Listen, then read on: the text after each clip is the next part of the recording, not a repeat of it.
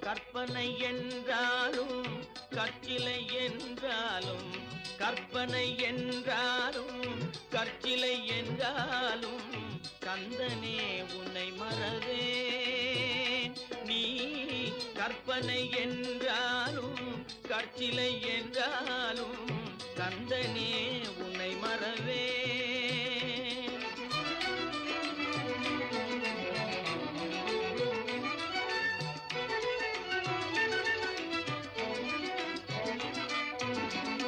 அற்புதமாகிய அருள் பெரும்